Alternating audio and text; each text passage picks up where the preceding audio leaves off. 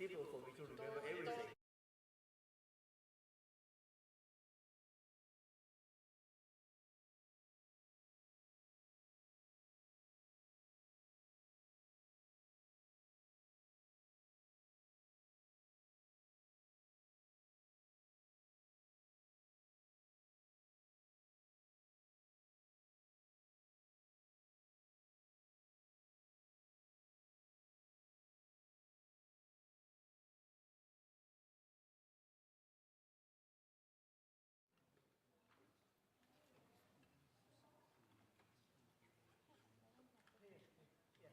Now please join me in welcoming the host today, Professor Chen Wenzhang, the President of National Taiwan University, as they take the stage to give us an introduction about our speaker today. Thank you. Yeah. Thank you. Yeah. President Lisa Su of the Advanced Micron Technology and distinguished guests of faculty and the students. Good morning. Good morning. It's my great pleasure and honor to welcome Dr. Lisa Su of AMD to give the NGU Lawyer Palm Lectures today. The Lawyer Palm Lecture is to invite Nobel laureate, academician, and president of a prestigious university, and also industry leaders.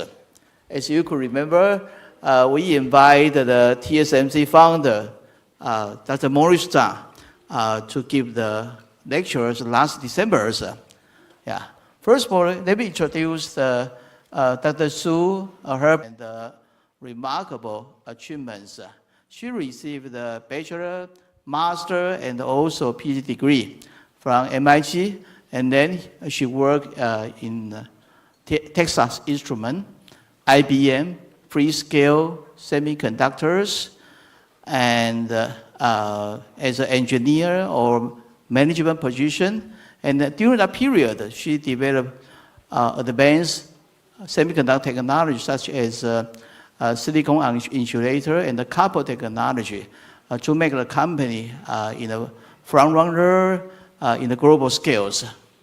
Today, she not only serves as the president and CEO and the chair of AMD, and has been regarded as the industry leaders for several years. Her remarkable achievements has received numerous honors, including Times CEO of the Year and hundreds most influential people in AI. And besides that, she received the Bao Award for the business leaders, and also distinguished leadership as a chair for the Committee of the Economic Development. Besides that, she is the first female to receive the IEEE Robert Noyce Medal and elected to National Academic Engineer. She also served as the advisor of science and technology for President of the United States. Well, frankly, I have to say, we have already 12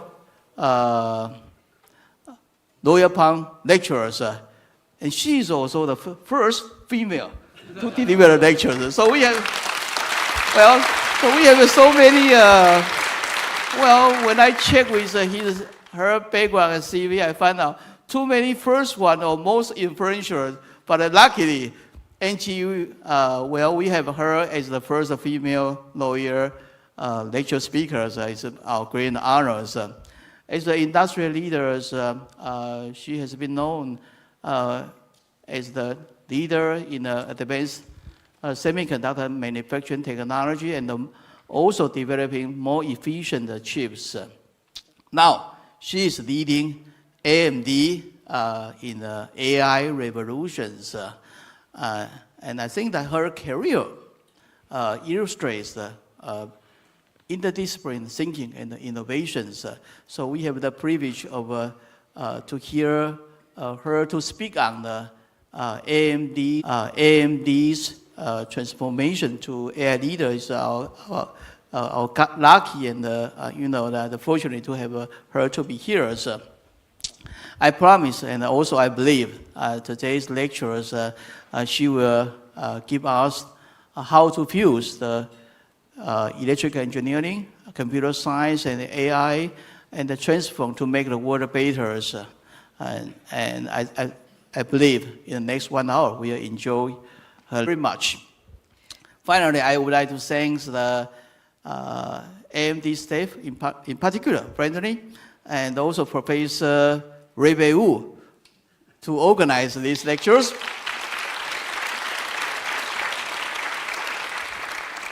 And please join me to welcome Dr. Lisa Su to give the speech and also speak on in the case of the AI, the AMD transformation to AI leaders.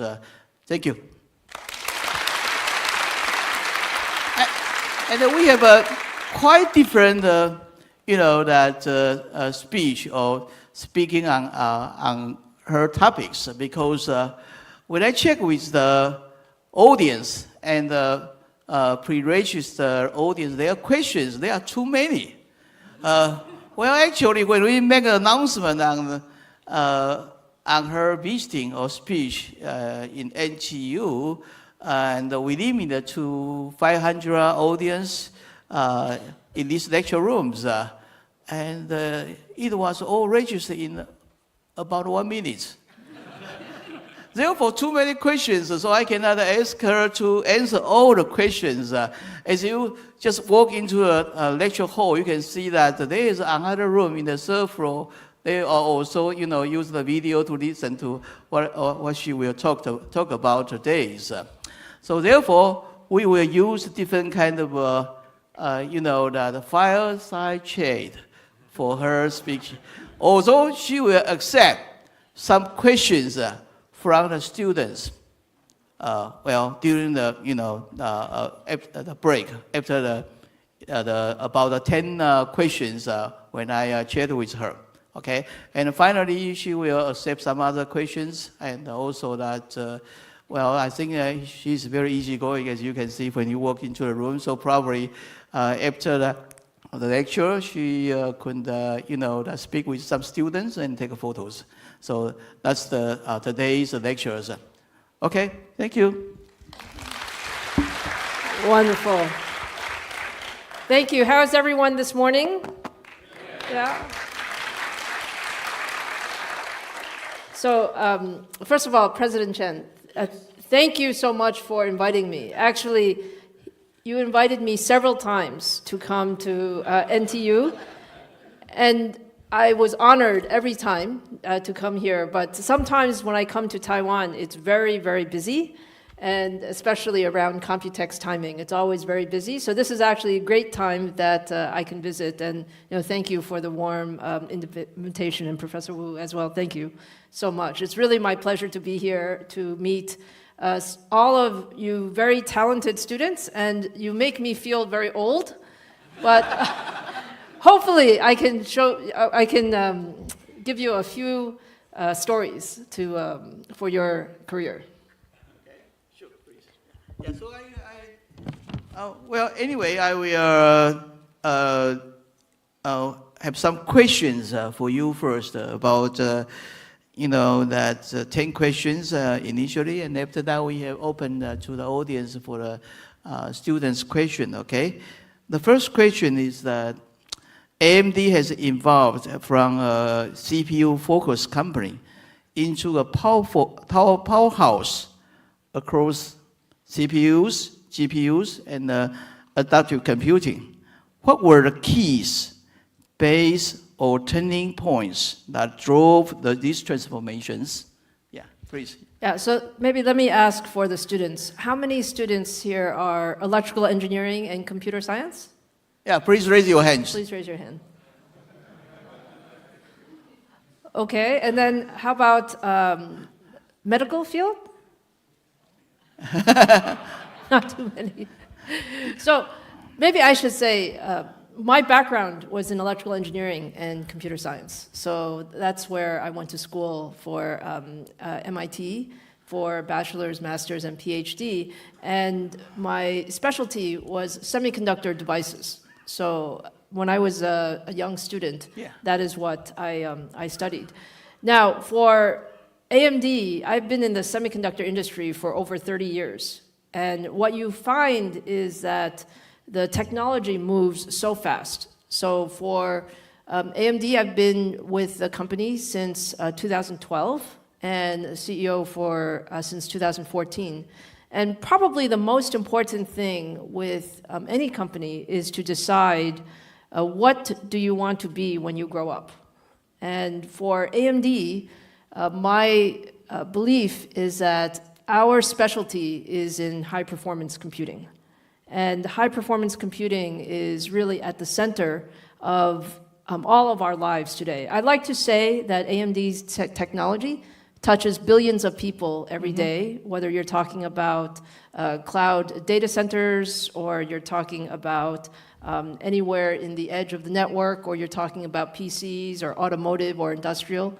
You probably can touch some of AMD's technology. But from a technology company, the most important thing is you have to have a long-term strategy and roadmap. And so our focus was really on three things. First is high-performance computing. The second is to have really excellent partnerships. So TSMC is at the center of our partnership overall.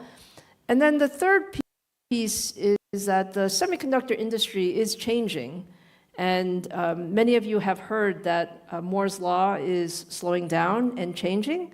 And we made a big bet on chiplet technology as a very key area going forward. So these are some of the things that were important for AMD.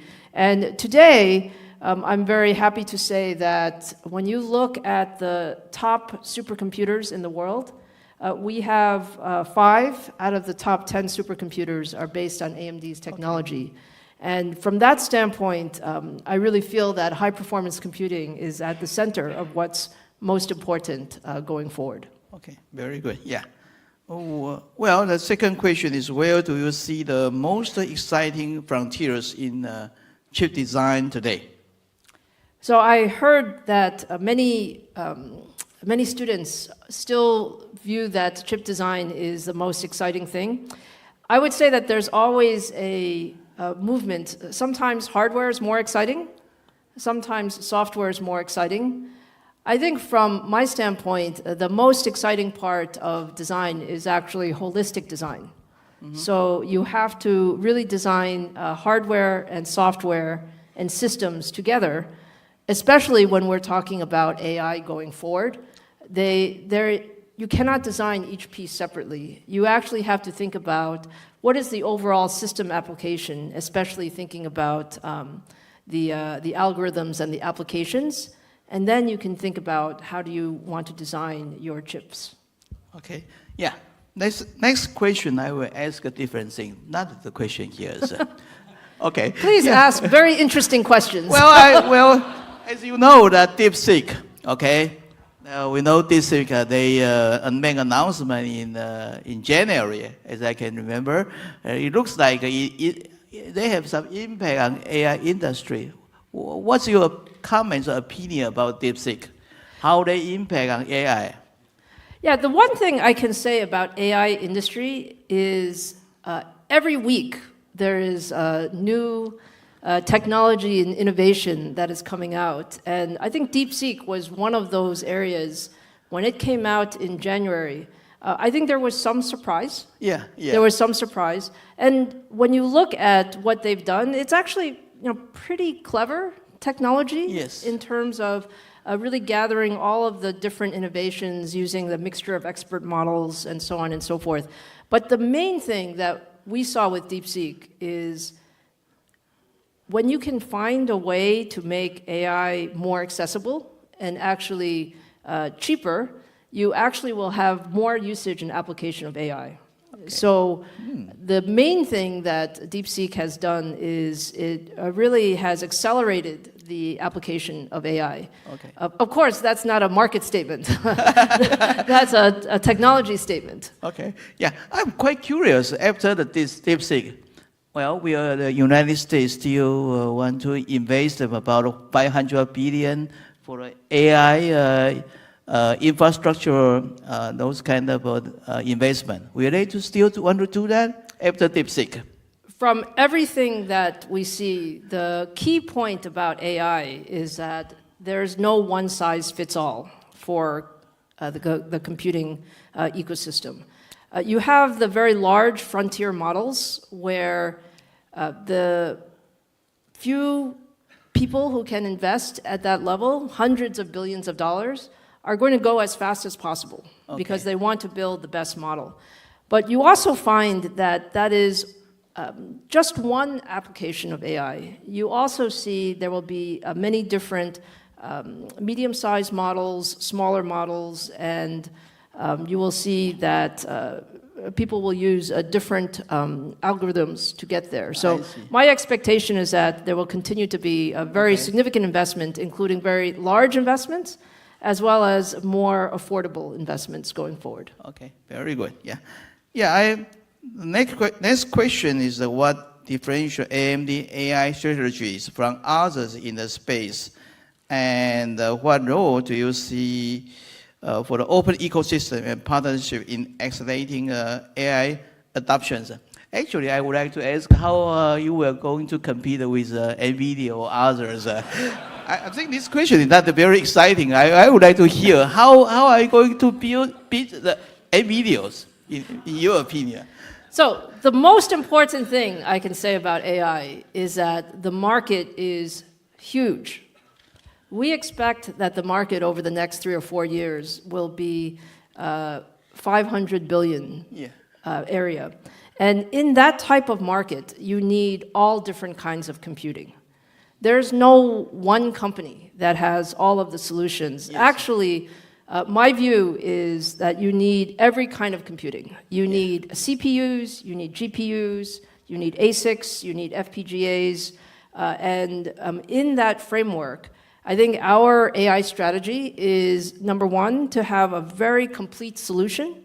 So complete solution includes hardware, software, and systems.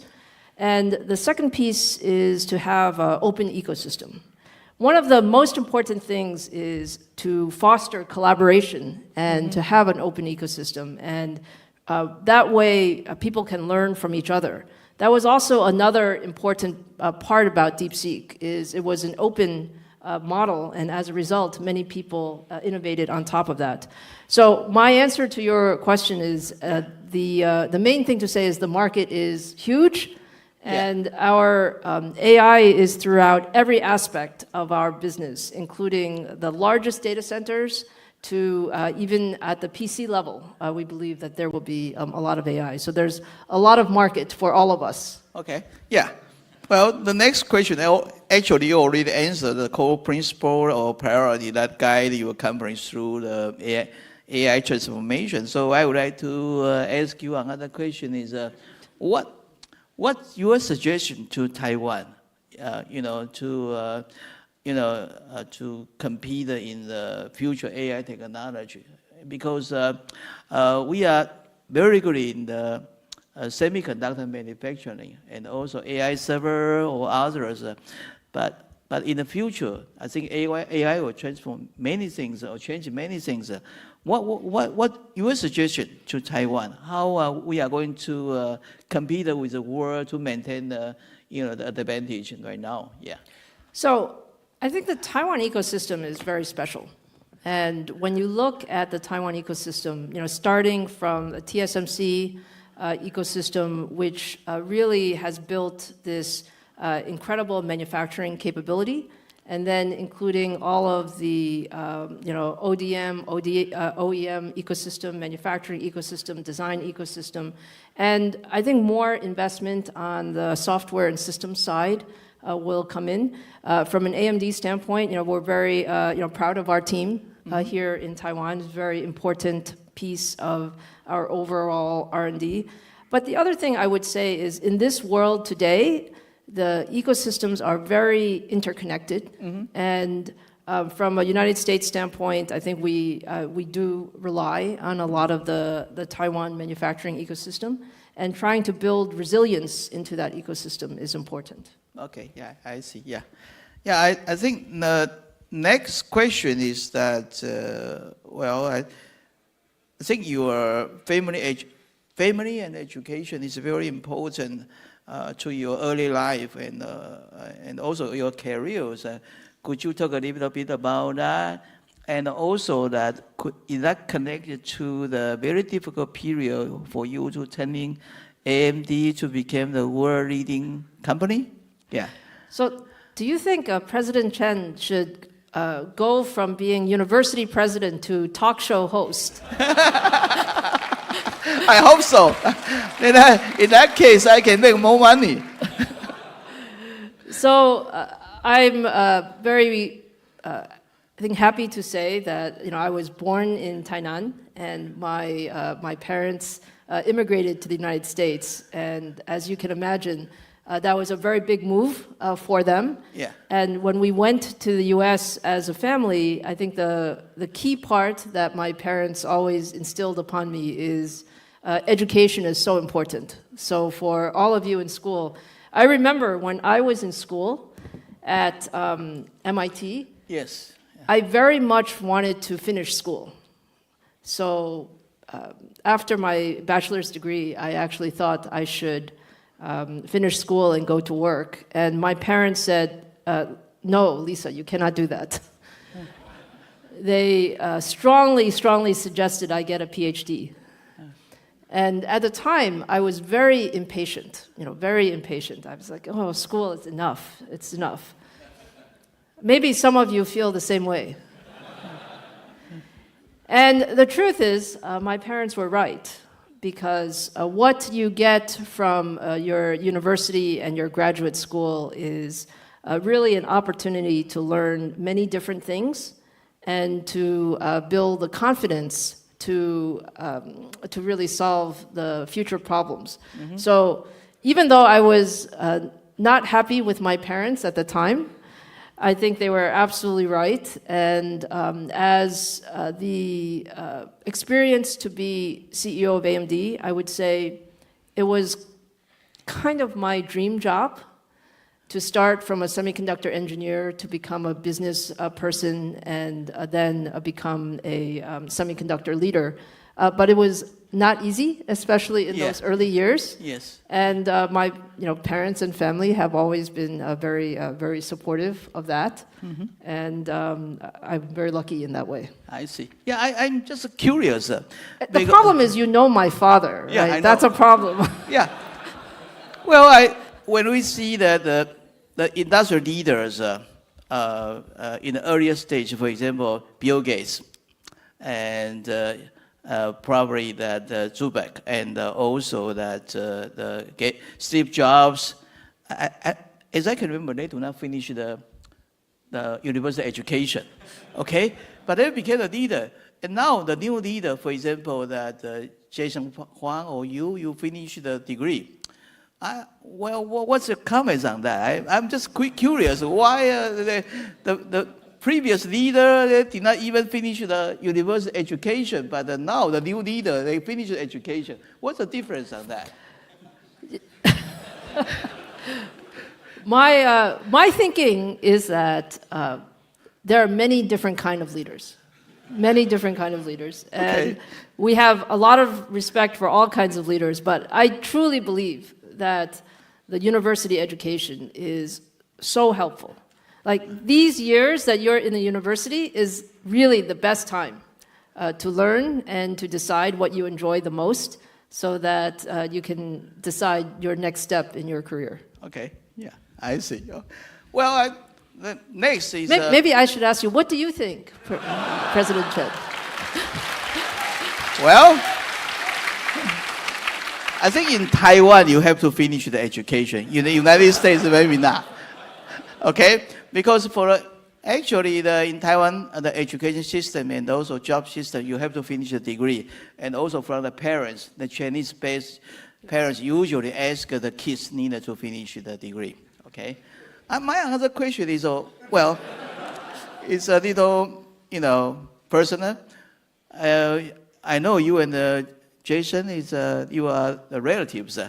Do you exchange the idea or that idea on running the AI company, or you run individually? Have you ever exchanged an idea with him? I'm sorry. Yeah. First of all, I have tremendous respect for Jensen. Okay. Tremendous respect. I think as a founder of Nvidia, he has really built an amazing company. I would say that we run independent companies, though. So probably as a semiconductor industry, we do have a Semiconductor Industry Association in the U.S. Where all semiconductor companies are there, and together in that forum, we would exchange some ideas. Okay. Yeah. Well. Anyway, next I would like to ask, for my students, NTU, for students who want to make an impact in technology, what advice would you give about taking risk, choosing mentors, or building resilience for our students? Yeah. So I can say in my experience, I had one piece of probably the best advice that I received from a mentor was to tell me, Lisa, whatever you do, I would suggest that you pick the hardest problems. So the advice they gave me is to run towards problems. And actually, I think that's the best advice that I can give students, because there's so many interesting things to do in the world. Choosing a project or a problem or a company where you can make a big impact, you will learn so much and be able to contribute so much. And I can say for sure that I learned the most from the biggest mistakes I made. So mistakes are not a bad thing. Mistakes are actually a good thing, because you can learn from those lessons and be better in the future. Oh, yeah, that's a very good advice. Yeah, I remember when I submitted my first paper in NTU, it was rejected. And I take a look at the comments. I found out I really did not, see the experiment data carefully. Then I revised my manuscript, submitted to a beta journal. It was accepted.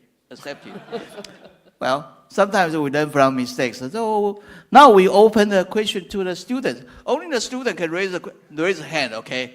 Student, please, yeah. Is there a microphone? Good morning, Dr. Su and the President Chen. My name is Jishan Ling. I come from Department of Political Science.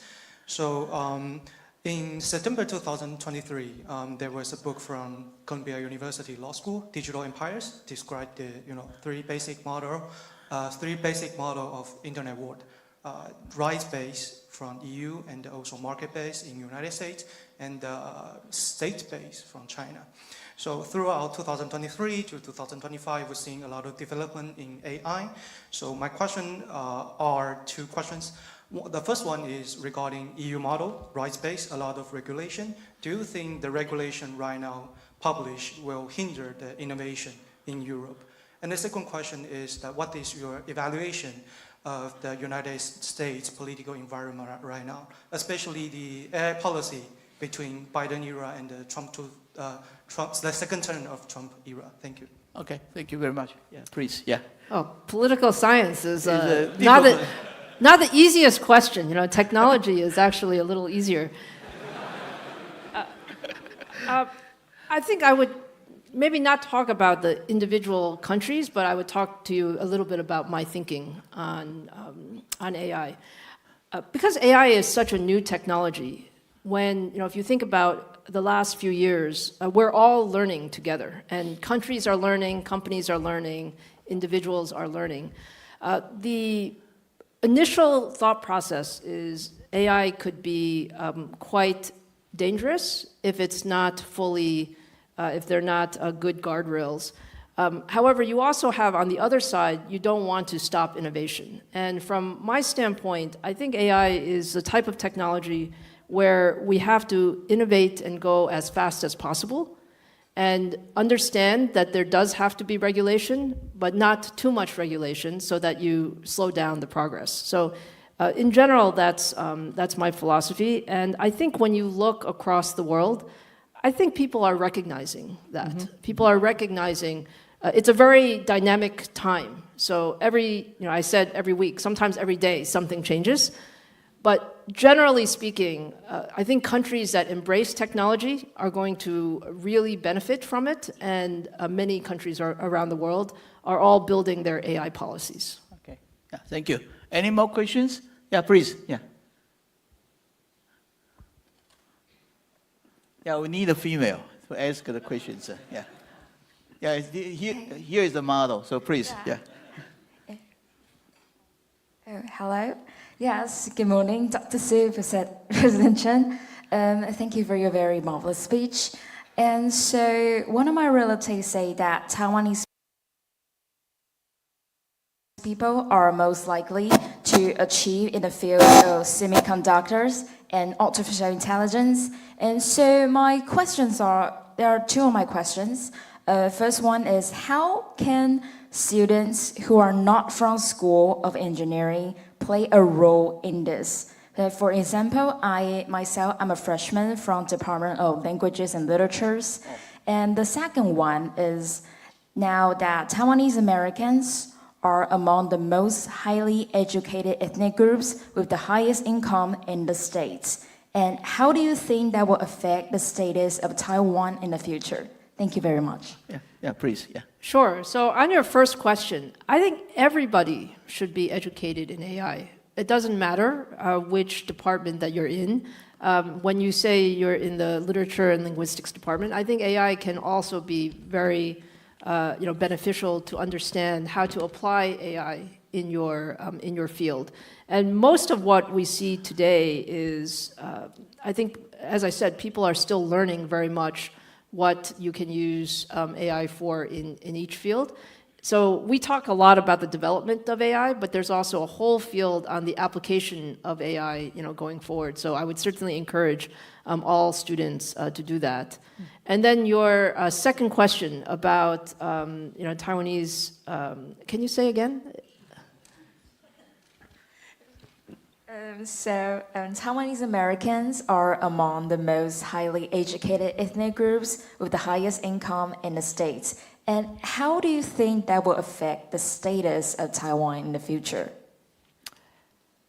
Oh, I'm not so sure that I can say that, but I will say that I think Taiwanese Americans and Taiwanese in general are extremely hardworking, and really thinking about how to contribute to their fields and their professions. And I think that's something that we can be very proud of. Yeah. Although some people say that I'm more American than Taiwanese, but I'd like to think I'm Taiwanese American. So, yeah.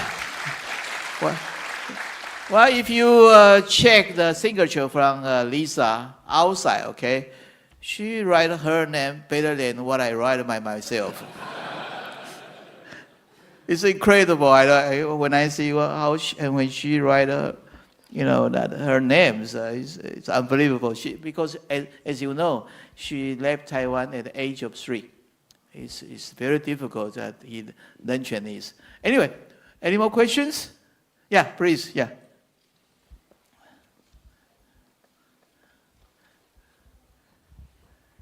Good morning, Dr. Lisa and President Chen. And as I know, AMD has experienced through many highs and lows. I would like to know especially the lows, and how do you maintain your confidence during difficult times? Thank you.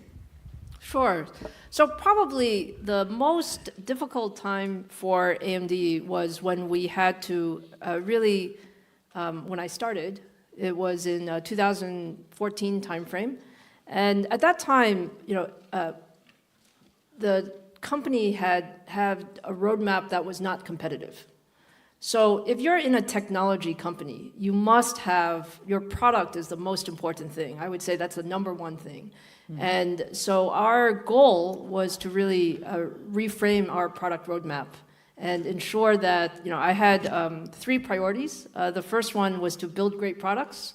The second was to have very, very deep customer relationships, because I think together in this world, as I said earlier, there's no one company that has all of the good ideas. Collaboration is very important. And the third is to be very agile and move very quickly. So in that standpoint, our biggest job was to give ourselves time to build this great roadmap. And we are now, I would say, our CPU roadmap is based on our Zen technology. We're now on the 5th generation of the Zen technology.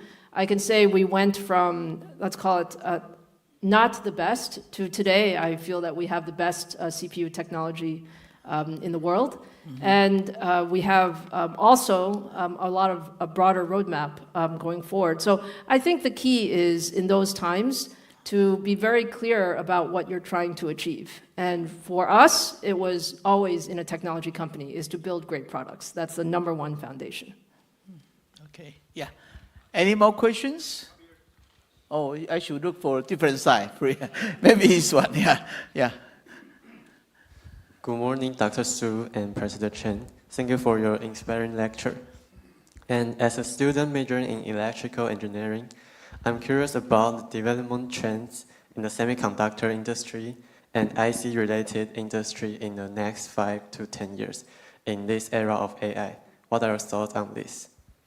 So in terms of the semiconductor trends, I think there are a few key trends. I would say we start with the idea that we have to have a very holistic design environment. So hardware, software, systems all need to be optimized together. Probably one of the most exciting parts about AI is we're still in the very early innings. So I would say, we still have probably 10 years of very significant innovation in AI. And on the application space, we're going to go from, today we talk about AI making our businesses more productive or making our people more productive. As we go forward over the next many years, I think we can see much larger changes in terms of what AI can do for us. Probably one of my most exciting areas or most interesting areas is in healthcare and life sciences. So I know that there's a medical school here, and the application of AI together with medicine, I think, can help us solve things like cure diseases and find new drug therapeutics, also help diagnose the future health problems much sooner. So that's just one example of what AI, I think, can do going forward. Okay, thank you. Well, there are too many questions. Yeah, maybe from the female, please. Yeah, and then you. Okay. Yeah. No. Another one. We give our female students one more chance. Yeah. Thank you, Dr. Su and President Chen and all the guests here today. I'm Yvonne. And so you just mentioned different leadership and different style. So I'm curious, for us, most of us here are Taiwanese, and for our background, educations, and possibly culture, is there anything you would like to remind us if we want to become a future leader in the international stage? Thank you. Well, such a deep questions. I would say the following. I would say that I would encourage you to be very ambitious in what you would like to achieve. So the most important thing for either young students or early in your career is you can do anything.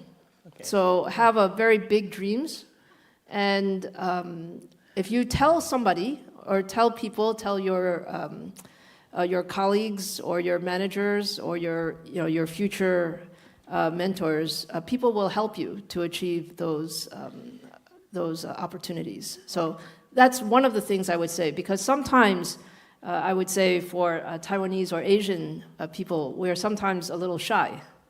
Yeah. Maybe. Yeah. Not President Chen. Oh, no. I have a question for you based on her questions. Okay, Well, actually, more recent, when he ran the TSMC, in the beginning, he told his employee, one day, we will exceed Intel in the future. At that time, nobody believed him. It's around maybe around 1990 something to 2000. He strongly believed one day he will become the most important company in semiconductor in the world.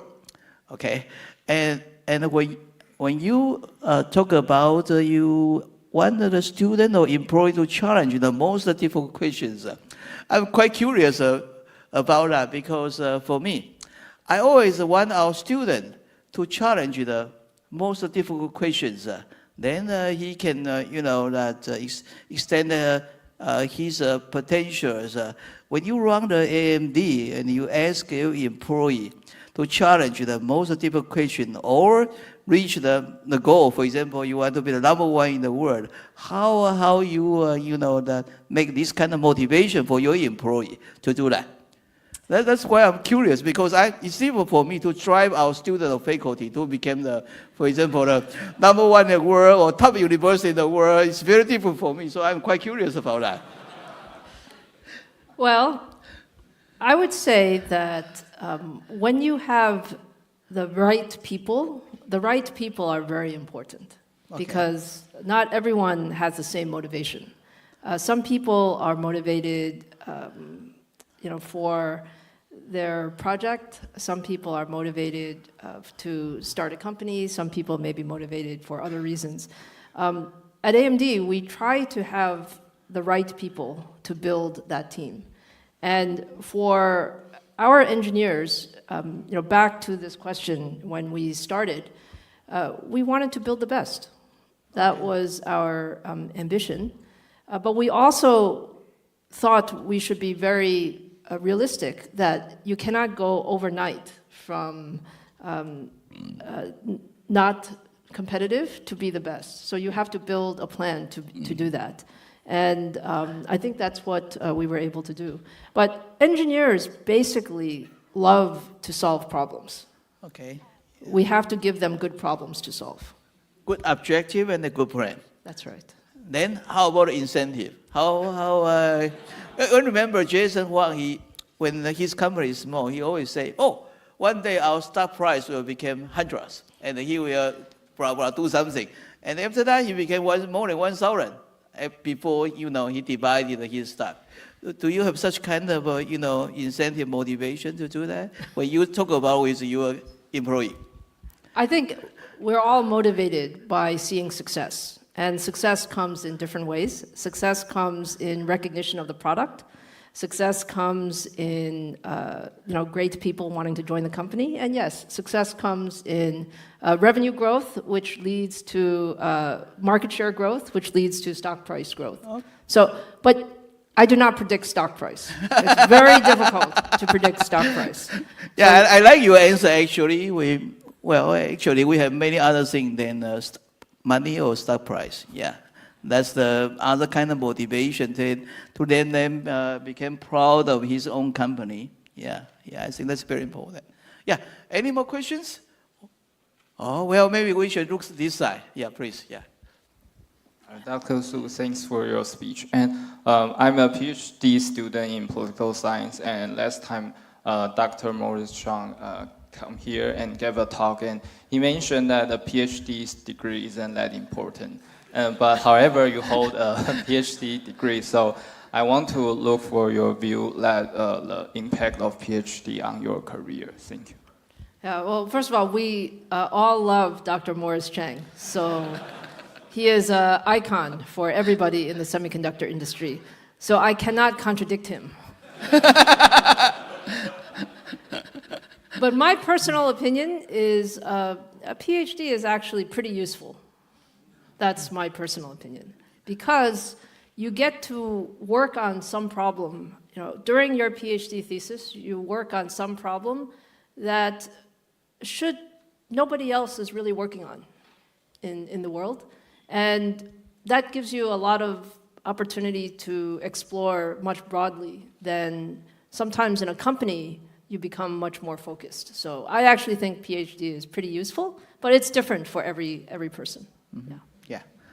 Yeah. Well, maybe we, please. Yeah, maybe this. Oh, that side? Oh, please, I'm sorry. Yeah. Maybe we shift to different locations. That one, yeah. Hello. Morning, Dr. Su and President Chen. As Dr. Su mentioned before, it's like graduate school training is different from the undergrad school, all the stuff. And then I was just curious about what top 3 things you think as an engineering student is the soft skill or hard skill that we should learn from the graduate school.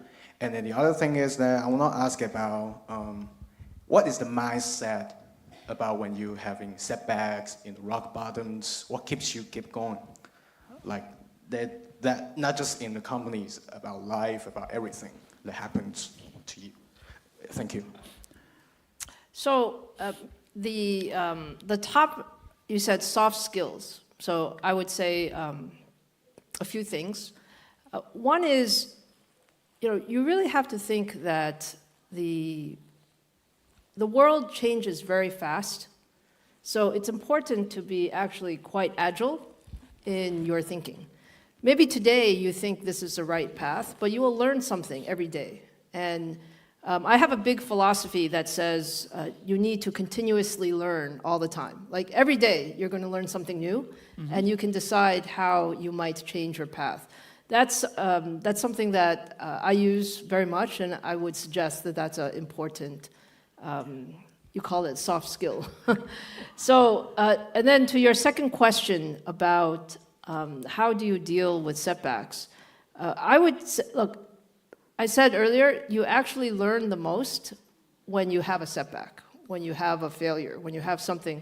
Like I can tell you so many examples of my setbacks, but my advice to you is you can be sad for just a short time.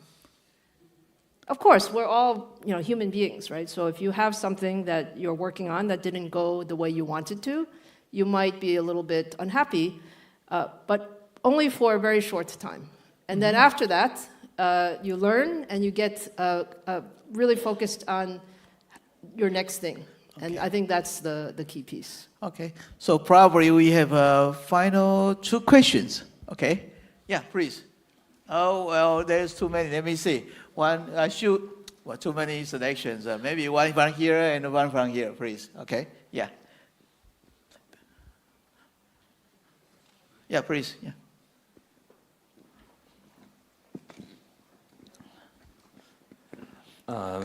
Thank you for your speech, and I would like to ask, when you were students, did you consider yourself a gifted student or a hardworking one? And your opinion, which is more important, talent or effort? Thank you. Okay, I can say for sure, I'm just an okay student. Okay meaning pretty good, but not A++. Maybe like, sometimes A-, that kind of. I actually think everyone is different. Everyone is different. Yes. And the most important thing is take whatever you learn to apply it in the real world. So I would say that's what I learned the most. Even as my device physics was very, very hard class. I don't know if any of you are taking device physics class. So I thought the written problem is very hard. But working in the lab on a project, I was really good. And so everyone has their specialty. Yeah, very good. Thank you. Yeah, that question I already, please, yeah.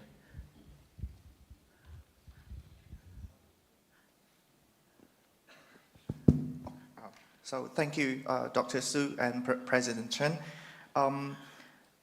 So given that AMD only have around a third number of employees than that of Intel, and only roughly similar to Nvidia, do you have 3 to 5 strategies, principles, or anything for you to kind of decide and manage uncertainty?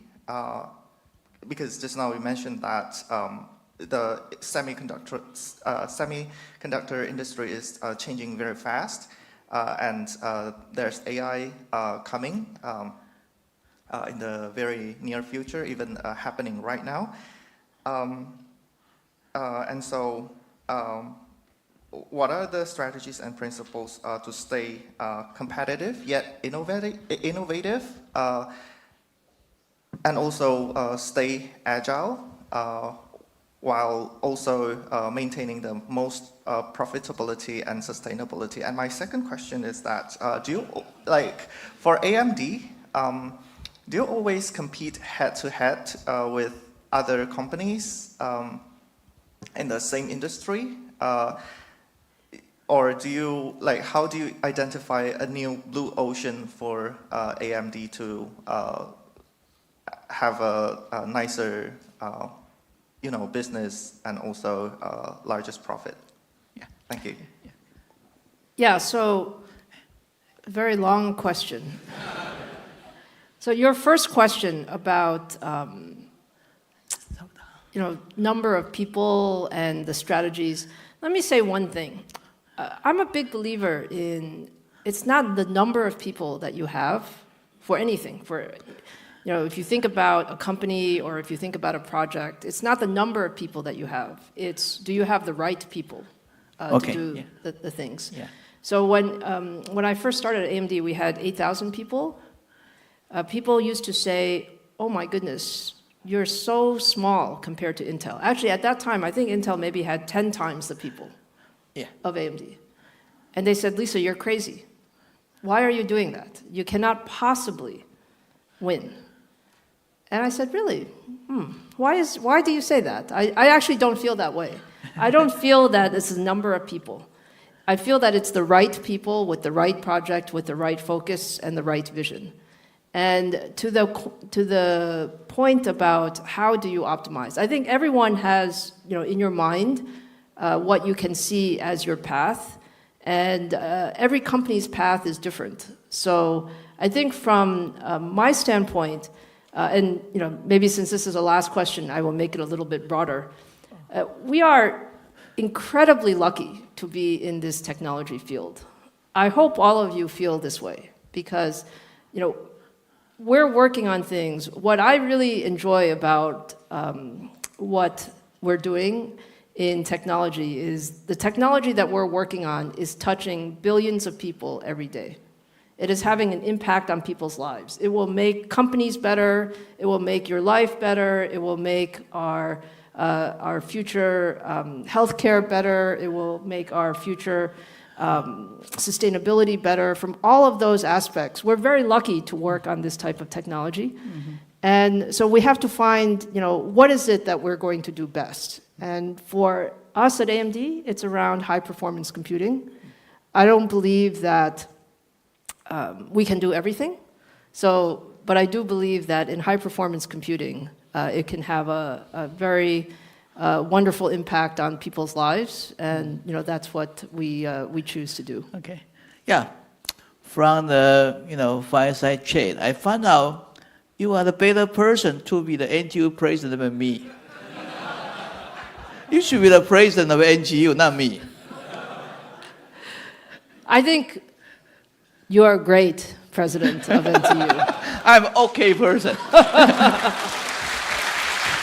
Yeah, anyway, because of kind invitation, let's thank Dr. Su for her time to be here. And I think it's wonderful. We all enjoy her talk very much. Okay, so let me present the medal for you. Thank you. Thank you, Dr. Su and President Chen, for the wonderful discussion. Right now, we would like to invite President Chen to present the trophy to our esteemed speaker, Dr. Su. And also, we have a special gift for Dr. Su.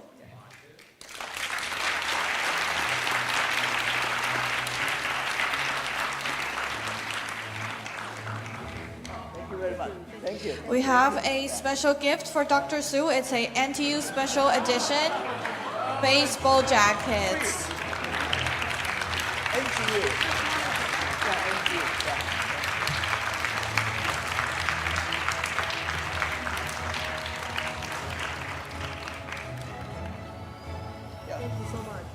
fantastic. Thank you, Dr. Su and President I'm Chen. telling the truth.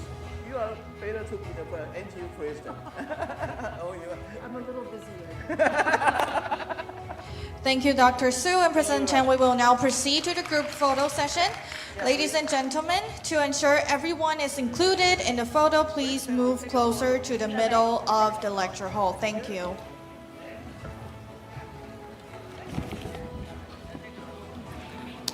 Our photographer will be over here on the stage. Please look at the camera.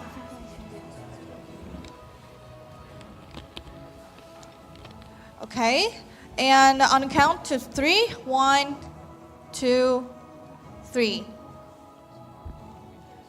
We will be taking another one. Please give us 5 seconds of your brilliant smile. 1, 2, 3.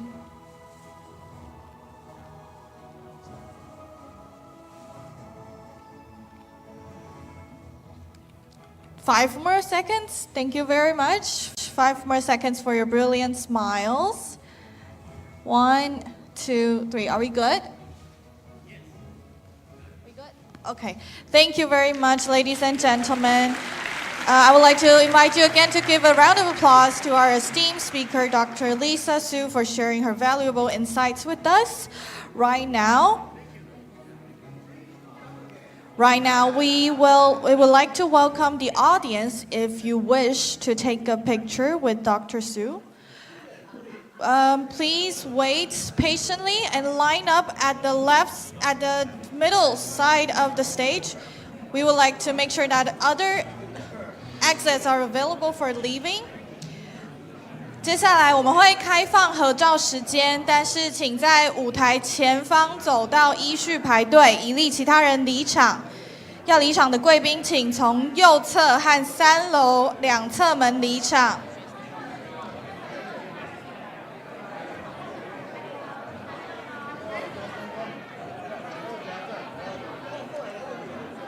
不好意思，合照排队的线从这一条开始。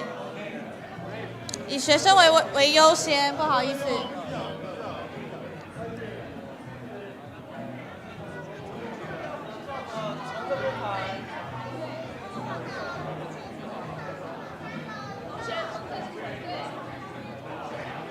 你是定位点吗？你要站这里吗？要往上排。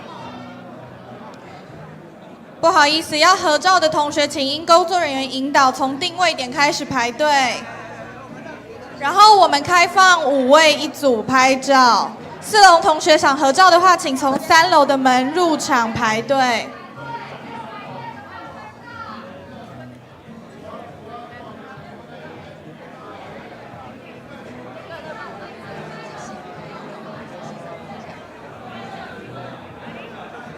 不好意思，想要合照的同学，请依序照这条排队。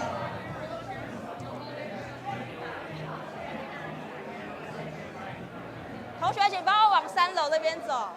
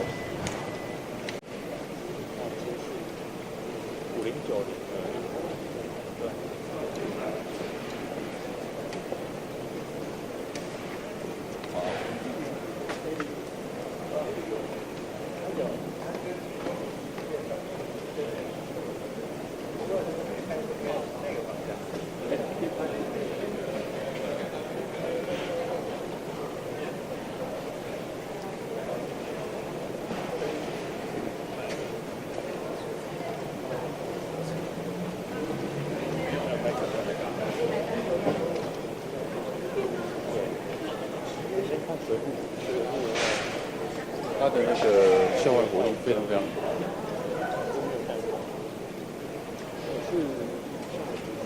我觉得他还好，他一直都是在客人，他平常的一个会经常会看到。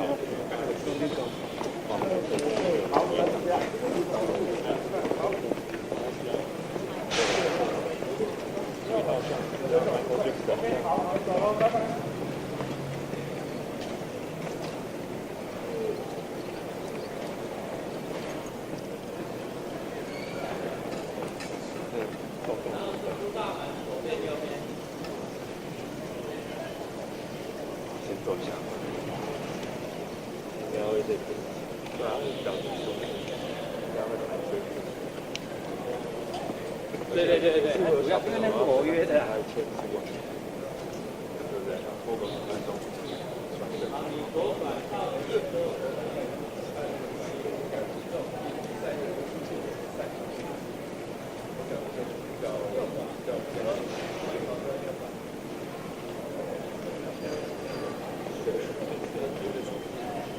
而且讲那个东西又跟我们的。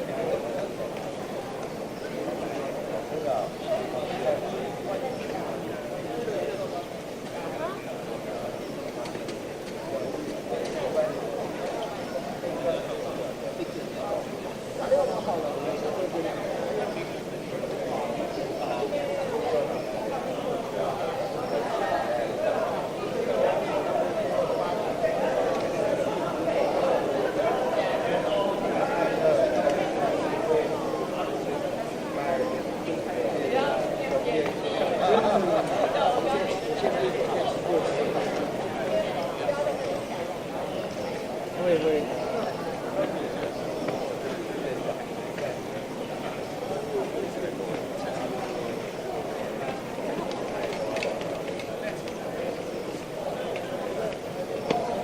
他们会走。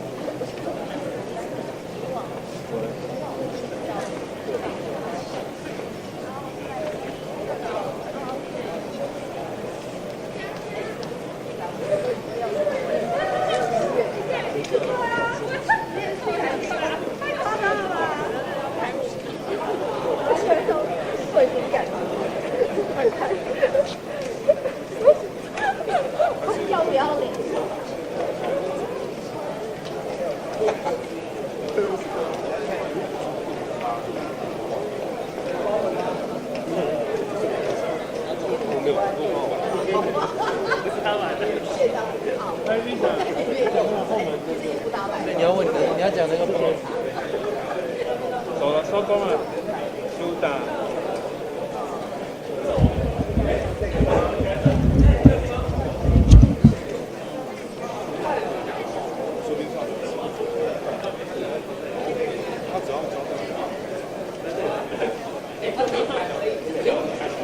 TVBS 吗？好。